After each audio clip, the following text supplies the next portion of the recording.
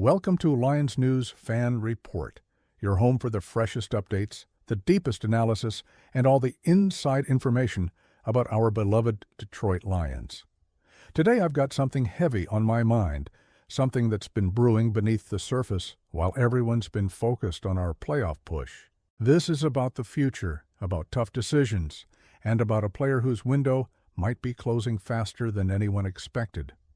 Stay with me because what I'm about to share could signal a major shift in how this organization approaches roster construction moving forward. You know, there's something unsettling about watching a young player's career trajectory take a nosedive before it even gets off the ground. We invest hope in these draft picks. We dream about their potential. We imagine them anchoring our offensive line for years to come. But sometimes reality hits hard, and we're forced to confront uncomfortable truths about whether a player truly belongs in this league. I've been following this situation closely, and the more I dig into it, the more concerned I become about what it means for our roster planning and our long-term strategy at one of the most critical positions on the field. Let me take you back to the 2024 draft. The Lions were building something special, and they used a fourth-round pick on an offensive tackle from the University of British Columbia. His name is Giovani Manu, and at the time, there was cautious optimism mixed with realistic expectations. This wasn't a plug-and-play prospect. This was a developmental project, someone who would need time, coaching, and, most importantly, reps to transform raw physical tools into NFL-ready technique. The organization knew this going in. We all knew this going in. But here's where things get complicated. Fast forward to today, and we're approaching a critical juncture not just for Manu, but for the entire franchise's approach to the offensive tackle position. The Lions designated Manu to return from injured reserve this week, which gives him a 21-day window to either be activated to the roster or placed back on IR for the remainder of the season. On the surface, that sounds like progress. It sounds like maybe he's ready to contribute during this crucial stretch run where every game matters. But when you listen to what Dan Campbell said to reporters on Wednesday, a different picture emerges entirely. Campbell's words were revealing in ways that go far beyond typical coach speak. He talked about Manu needing reps, needing practice time against our defense, against guys like Marcus Davenport and Aiden Hutchinson. And then came the part that really caught my attention. Campbell essentially admitted that using Manu in actual games this season would be a bonus, not the expectation. Let that sink in for a moment.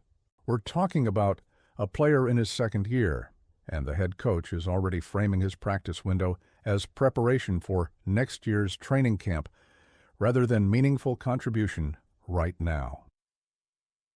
This is where I need to be completely honest with you. Those comments signal something deeper, something that should concern every Lions fan who cares about roster management and long-term planning. When a coach starts talking about a young player in those terms, it usually means the internal evaluation isn't trending positively. It means they're already looking past this season and wondering if this player will ever develop into what they hoped he could become. Let's examine the evidence. Manu spent his entire rookie season as a healthy scratch. Not a single snap.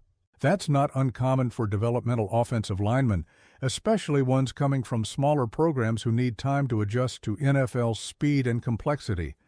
But year two is when you expect to see progress, when you expect to see a player forcing his way onto the field through practice performance and demonstrating that the investment was worthwhile.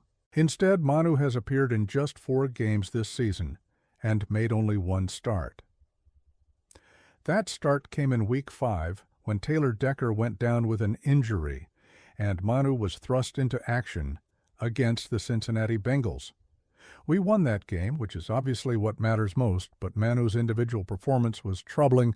According to advanced metrics, he posted a grade of just 42.2 overall and allowed 2 sacks on 28 pass-blocking snaps. Those aren't just bad numbers for a backup. Those are concerning numbers that raise questions about whether a player has the fundamental skills to protect an NFL quarterback at this level. Now, you might be thinking that one bad start shouldn't define a young player's career, and you'd be absolutely right under normal circumstances. The problem is that Manu never got the chance to build on whatever positives existed in that performance because he suffered an injury during practice a few weeks later. That injury has now lasted 2 months, and we're right back where we started trying to figure out if this player can actually contribute to an NFL roster. Here's where the situation becomes even more complicated. Taylor Decker, our starting left tackle, and one of the most important players on this entire team, recently told reporters that he's going to consider retirement this offseason. Let me repeat that because it's crucial to understanding the stakes here. Our starting left tackle might walk away from football, and the player we drafted to potentially be his successor is barely getting on the field and struggling mightily when he does. This puts the Lions in an incredibly difficult position. Left tackle is not a position you can just plug any player into and expect competent results. It's one of the most demanding, most technical, most critical positions in all of football. You're protecting the quarterback's blind side. You're going one-on-one against the opponent's best pass rushers. You need elite footwork, elite hand technique, elite football intelligence, and the mental toughness to bounce back when you get beat. Based on everything we've seen from Manu so far, there are legitimate questions about whether he possesses those qualities. Campbell's comments about this practice window being primarily about setting Manu up for next year's training camp tell me that the coaching staff doesn't have confidence in him as a viable option right now. And if they don't have confidence in him now, approaching the midway point of his rookie contract, when exactly are they going to have confidence in him? Year 3? Year 4? At what point does the organization cut its losses and admit that this draft pick didn't work out the way they hoped? I want to be clear about something. I'm not rooting for Manu to fail. I want every player who puts on a Lions uniform to succeed, but we have to be realistic about what we're seeing. This isn't a player who's shown flashes of brilliance and just needs more time. This isn't a player who's been held back by circumstances beyond his control. This is a player who has been given opportunities and hasn't capitalized on them, who has struggled when thrown into action, and who is now running out of runway to prove he belongs. The timing of all this couldn't be worse. The Lions are in the middle of a playoff push with 3 massive games on the horizon. We need to win out and get some help to make the postseason. This is not the time for player development. This is not the time to give reps to guys who might contribute someday. This is the time to put your best players on the field and fight for every single yard, every single point, every single win. And the fact that Campbell is talking about Manu in developmental terms rather than as someone who could help us right now speaks volumes about where the situation stands. Let me speculate for a moment about what I think is really happening here. I believe the Lions are approaching a moment of truth with Giovani Manu. They invested a 4th-round pick in him, which isn't nothing. They've invested coaching resources, practice time, roster spots. But at some point, every organization has to make hard decisions about players who aren't panning out. And based on Campbell's comments, based on Manu's performance when he has played, based on the fact that he's barely seen the field in 2 seasons, I think the writing might be on the wall. If Decker retires and Manu isn't ready to step into that starting role, what does that tell you? It tells you the Lions will need to address left tackle through free agency or the draft, which means Manu slides further down the depth chart. It means he becomes a backup at best, a roster cut at worst. And for a player who was supposed to be a developmental project with upside, that's a devastating outcome.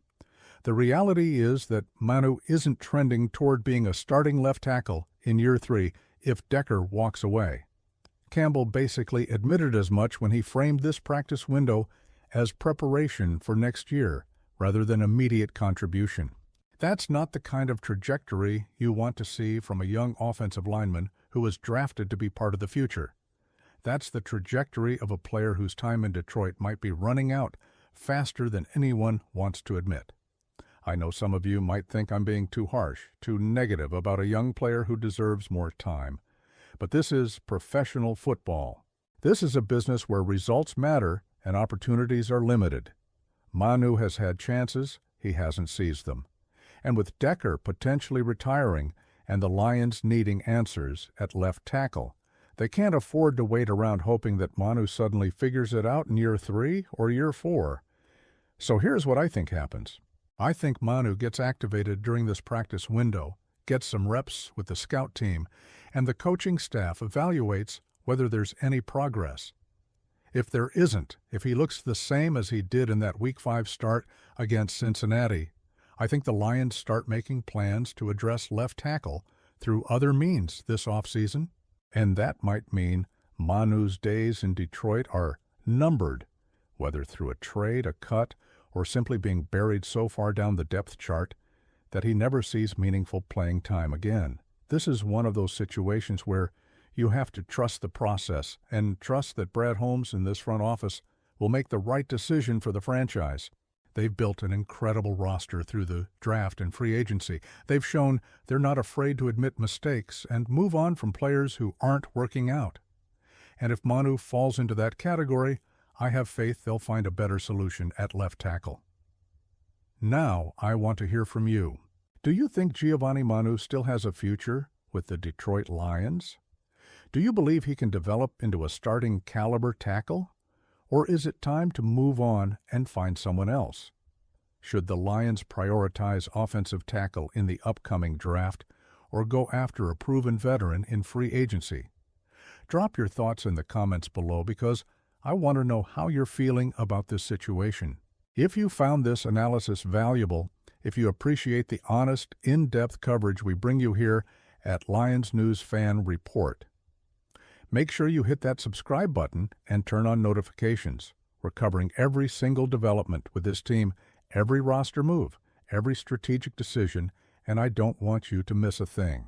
Share this video with your fellow Lions fans who need to understand what's really happening with our roster construction.